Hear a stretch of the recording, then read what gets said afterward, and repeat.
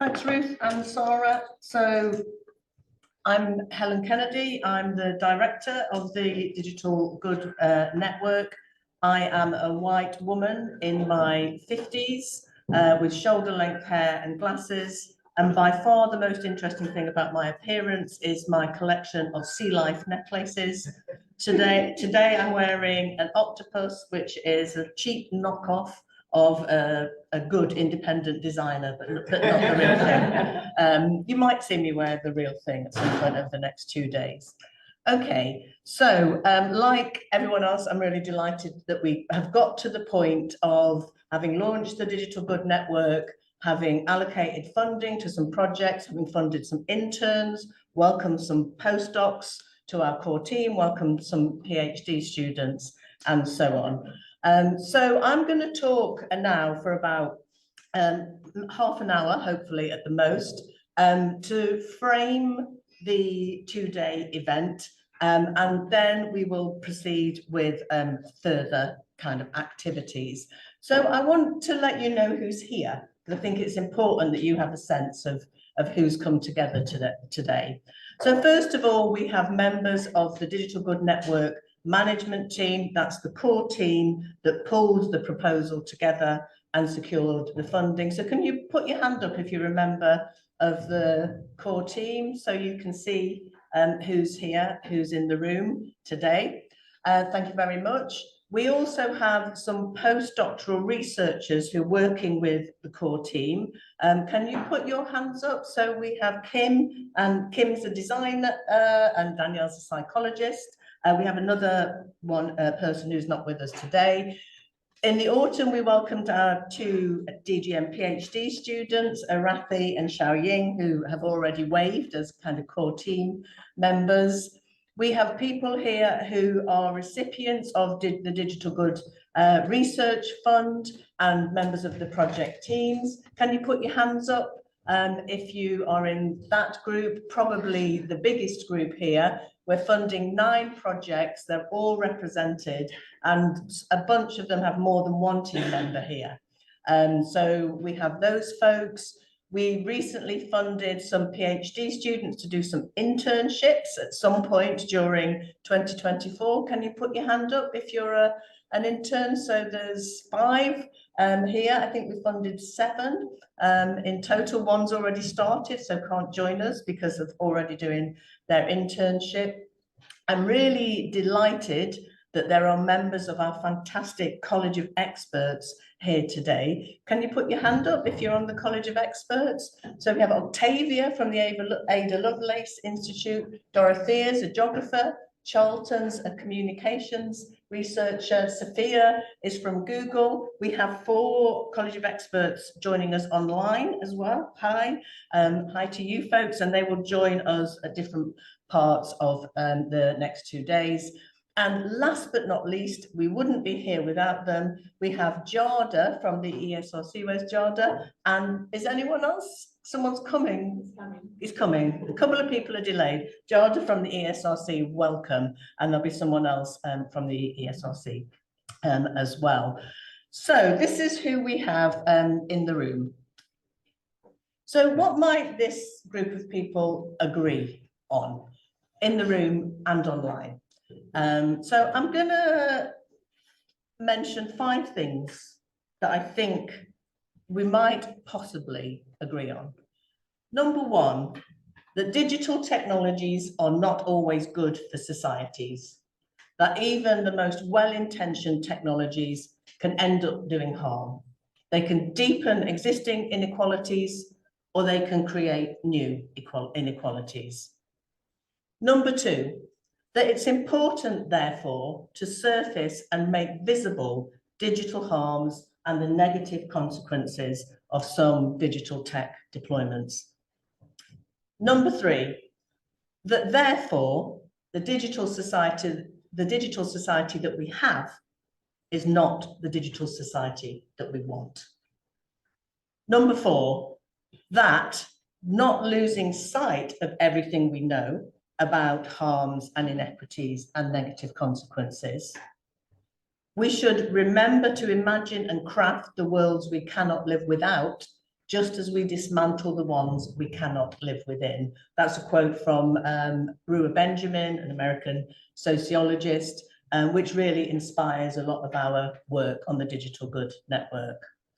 And number 5, that to do this, we need to think about what a good digital society looks like and how we get there.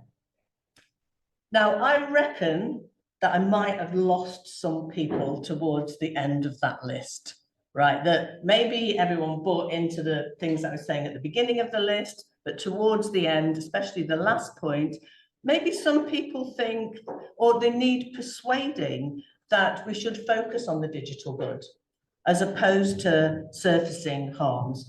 Or people might think, well, that term, the good, is too vague and too wishy-washy, and we need something better, like digital justice, that speaks to the structural inequalities that bring us to where we are today. And Charlton's talk later today, digital good, comma, enough, question mark, I think is addressing that concern as well. So I'm going to say a little bit about why we use this term. And in order to do so, I'm going to draw on Benjamin again before I get going. So in Benjamin's forthcoming book, Imagination, she's arguing that we should use our imaginations to challenge how things are and identify how we want them to be. And she cites Toni Morrison, who encourages us all to dream a little before we think. So I'm going to reflect on whether thinking about a good digital society helps us do the dreaming, the imagining, and the crafting that Benjamin, drawing on Morrison, is arguing that we should do. So let's think about this term, the good. 4 letters, looks simple, is in fact incredibly complicated. No consensus, contradictory understandings, so then no clear path to evaluating or advocating for technologies that support the social good.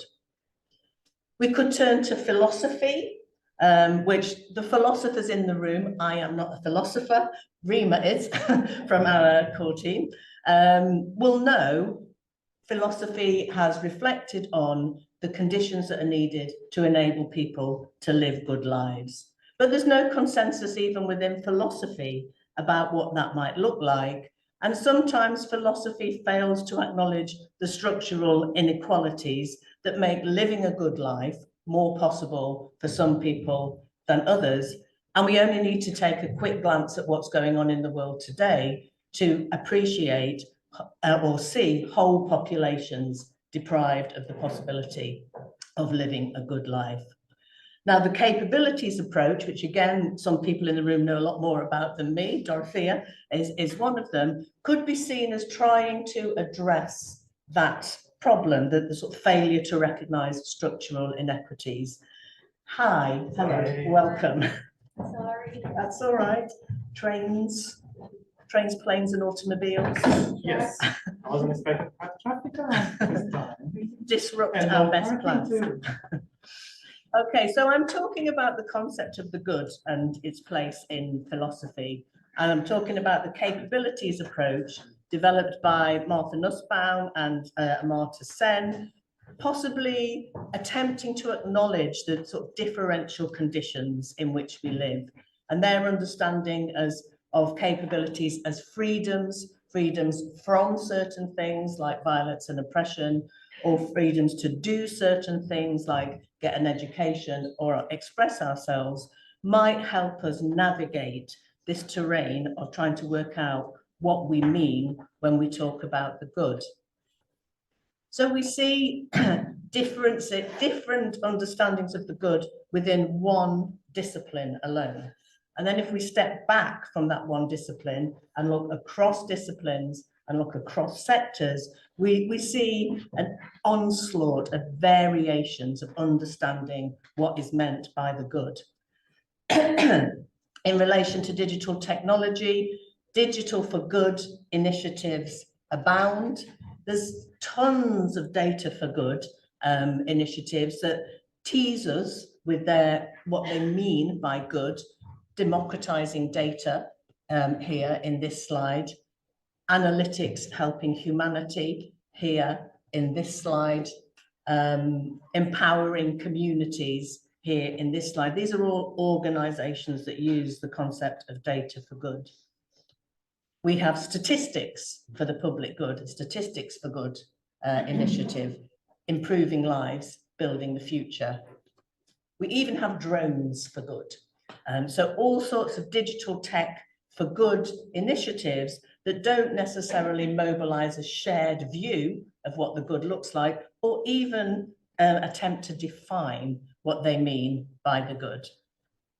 And all of these different perspectives raise the really thorny question of who gets to decide whether, how, when, where, and for whom digital technologies are good.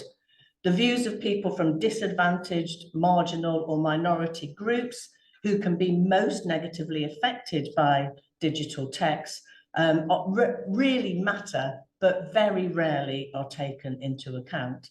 And I would say that deciding what a good digital society looks like is not only contested, it's also political.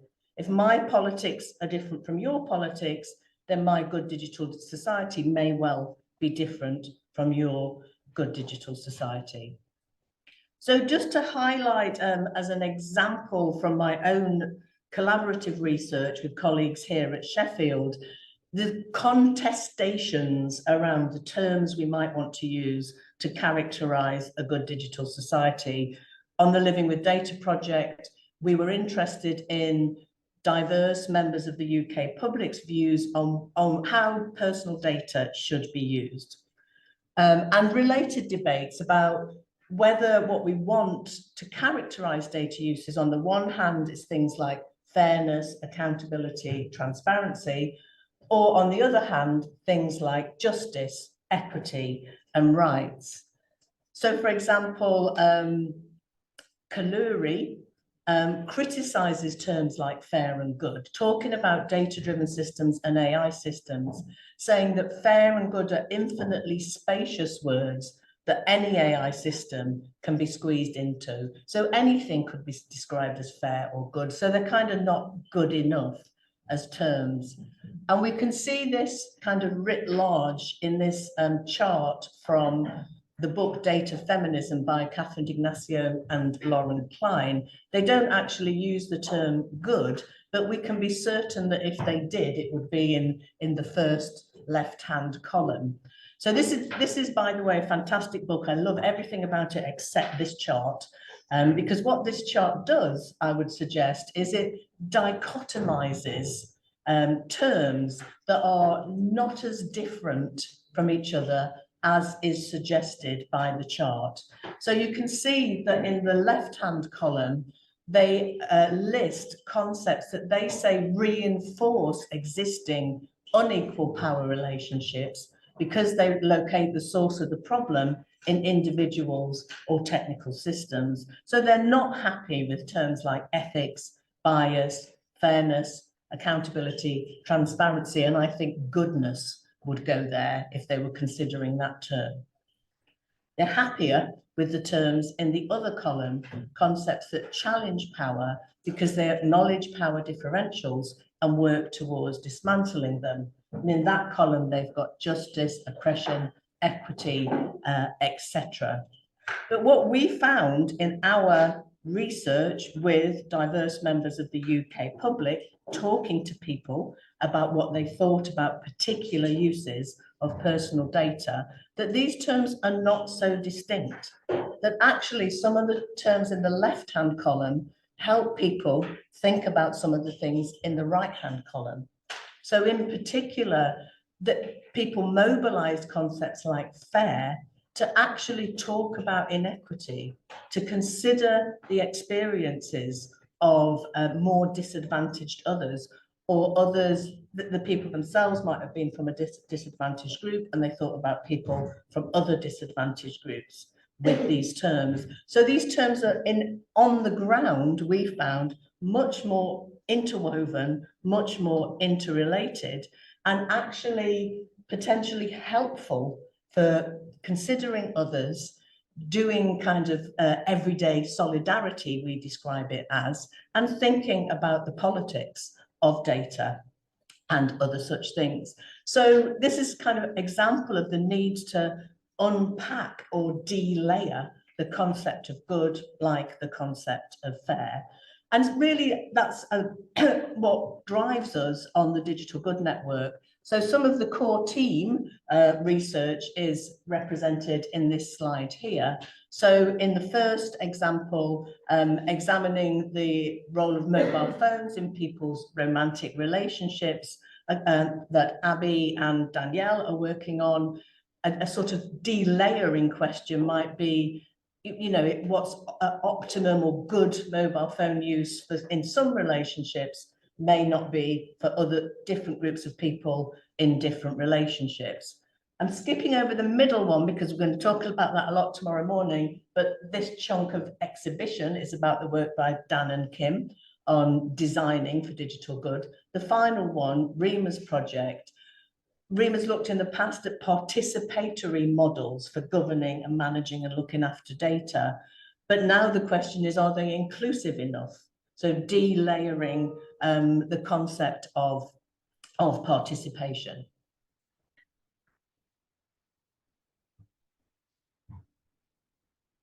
So hopefully it's becoming obvious that we've got a great big challenge on our hands. Okay, so I've talked so far about concepts and about the term good, but if we think about the diverse range of digital technologies and innovations that make up our digital society, I'm not going to list them. We think about the range of domains in which digital technologies are deployed, including all of them, all the domains digital techs are used within. We have a great big challenge on our hands in trying to answer this massive question: what does a good digital society look like, and how do we get there? So, partly to narrow the scope, but also we think that we cannot arrive at a good digital society without addressing three societal challenges, which I'm sure many of you already know about because you're doing research that engages with one or more of those challenges. But I'll just say a little bit about our thinking about those challenges and our thinking about why they matter. So I've talked a lot about structural inequity. That leads us to the need for greater equity, our first challenge, and a term we use to recognise that because of historical inequities, resources and opportunities need to be distributed differentially in order to move towards more equitable outcomes. And we recognise that digital technologies challenge inequities sometimes. So perhaps through Black Lives Matter, Me Too, where hashtags are mobilised to bring people together, but they sustain inequities sometimes too.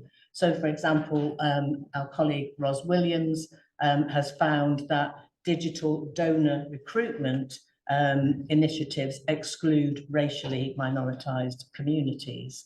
So alongside race and ethnicity, gender, age, geography, language, socioeconomic status, disability, and their intersections all need our attention in order to think about what a good digital society looks like. In terms of the second challenge, we use resilience not to mean that let's buy more guns and be more secure, but rather to refer to individual and collective well-being. And we use the term because we think it brings that collective well-being into the table. So collective well-being, collective wellness, and coping strategies in the face of pandemics, political conflicts, natural disasters, digital misinformation, online hate, and everyday life, which for many is characterized by all of those things. So we recognize digital technologies as increasingly central to well-being and mental health, as mobilized to support well-being and coping strategies, but we think that digital resilience initiatives need critical investigation, partly because those different understandings of the good mean that they can have harmful or unexpected consequences.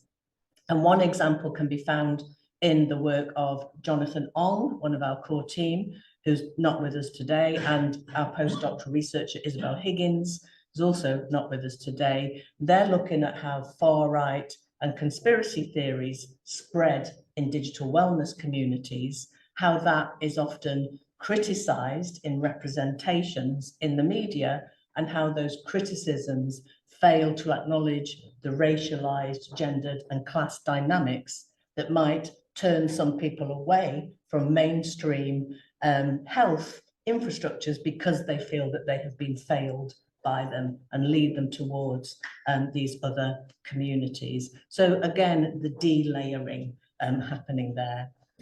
Our final challenge is sustainability, because the planet is on fire or freezing or underwater, and the digital plays a role there. Again, either to address sustainability challenges, we can meet online, we don't have to travel. But sometimes, to worsen those sustainability challenges through things like manufactured obsolescence, energy demands, lithium and Bitcoin mining, flows of toxic e-waste, which further deepen inequalities between the technology-rich global north and the global south. So lots of reasons why we landed with these three societal challenges, and you'll hear more about how you yourselves are addressing them in the next couple of days. So enter the Digital Good Network. Here we are, and this is what we want to do. It's probably helpful at the start of these 2 days to remind ourselves of what our objectives are. On this slide, they are in shortened form. So we want to build an interdisciplinary network, interdisciplinary matters, of diverse researchers. Diversity matters, to create new insights into how to achieve the digital good. So centering normative questions that in some disciplines are seen as a problem. Oh, that's too normative, don't ask that. Well, we want to ask those normative questions. What do we want? What kind of digital society do we want? We want to shift the focus of digital society research. This is number 2. So it's more focused on equity, sustainability, and resilience. We want to build research capacity, ensuring the expansion of representation from currently underrepresented groups in the digital society research community. We want to engage effectively with policy, industry, practitioner, communities, and civil society. And in our core team, as Sarah said, she leads engagement to community and cultural organisations. Rima leads engagement with policy. Claire leads engagement with startups, and Ria, who from the BBC, who is definitely coming, leads engagement with industry and practitioners. And all of the funded projects have partners, non-academic partners, and internships are taking place in non-academic contexts as well. And with all of this, we hope to advance UK digital society research. So I want to just flag that we have 5 principles that shape how we work. I'm just going to take a quick sip. So you won't be surprised to see equity, diversity and inclusion and sustainability as the first of those principles, given what I've said so far. But just to emphasize, these drive not only what we look at, but how we work. And I also want to flag that we recognize EDI as an empty signifier, a managerialist tool in many cases and examples. It absolutely is not an empty signifier for us. We want the network to be inclusive. We want diverse interests to be represented. We want diverse voices to be heard. We're trying to do some genuine work there. Sustainability influences how we work, not always meeting face-to-face, often meeting online, thinking about where we meet when we do meet, thinking about public transport, thinking about what we eat when we come together in large groups, and so on. I'm going to say least about the final one, capacity building, because I think that that relates to the various different opportunities we have, and we're going to end tomorrow with Ros talking us through those opportunities. But I do want to just say a little bit about internationalisation and interdisciplinarity. So because the Digital Good Network is based in the UK, it is rooted in particular geopolitical histories, traditions, norms, and values. And we want to acknowledge these in our work, whilst also ensuring that our research has international resonance and relevance. So we're supporting international research where we can, including researchers and stakeholders from the global South, East Asia, and lower middle income countries where we can. And we want to link researchers from the global North with folks from those other parts of the world in order to learn from the expertise to be found there. In terms of interdisciplinarity, well, I think we can say that the Digital Good Network is already multidisciplinary in that diverse disciplines are represented. It aims to be interdisciplinary, that is integrating knowledge and methods from different disciplines. And wouldn't it be great if we became transdisciplinary, creating a unity of intellectual frameworks beyond disciplinary perspectives? That's a journey for us that we hope to be on. But I do want to flag that these two are challenging, right? So some of the internationalization principles might clash with our sustainability principles, because sometimes you need to get on a plane to do good internationalization. The funder, quite understandably, has rules and regulations around where money can go, and we need to work with that as well, whilst trying to meet our internationalization objectives. Interdisciplinarity sounds great, is far from straightforward. I think we have to acknowledge that we judge other disciplines from our disciplinary perspective, sometimes certain that ours is right and that the others are not. It's not just about different languages or different terminology. I think these kind of judgments come into play. How do we open ourselves up beyond that to do good interdisciplinary work? So these are some challenges for us as we move forward. I want to say briefly that I'm sure you all know that we have said that we will produce a digital good index to be used to evaluate digital innovations to ensure good digital outcomes, building on the research that we do. It's important to say that we aim in that to consider the multiple facets of the digital good and all of these questions about whether, how, when, and for whom are digital techs good. And that it's our intention not to reduce the digital good to a simplistic checklist, but to reflect broadly on how the digital good might be measured, whether it can be measured, and what we think about having such measures. And a real challenge here, I think, is that we're all doing research with particular technologies in particular domains, in particular geographical contexts. Can we abstract general principles from context specificity, which my research alone tells me really matters? Yes, I'm okay with digital tech A in domain B in context C, but no, I'm not with another tech over here in this context. That's a big challenge. Luckily, we have Gina Neff leading our work on the Digital Good Index, and we will have a session tomorrow about working towards the digital good together, facilitated by Gina. So I'm not going to say a lot about that.